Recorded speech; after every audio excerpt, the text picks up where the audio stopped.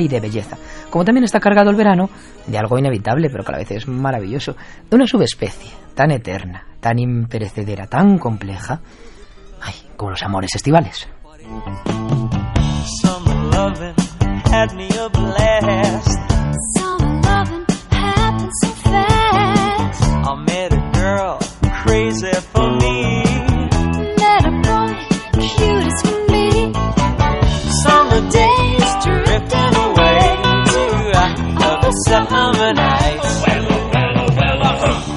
Pues cuéntame más, obrero. Cuéntame, el amor de verano.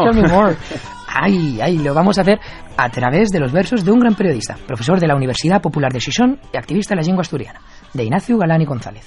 Dice la poeta Teresa Lorences: volver, volver, volver.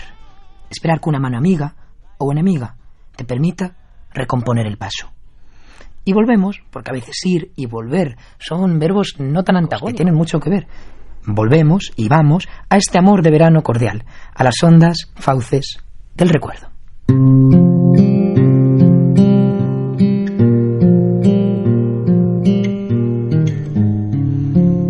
Retallos de aquello que foi, entovía ruempen col frío de la noche na que callimos, neste mar, en sin esperanza.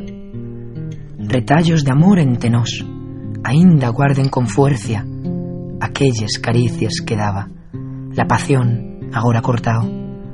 Retallos dun brano candial que teo entovía en mente e que en xamás podré sacar de les fondes foces de la alcordanza.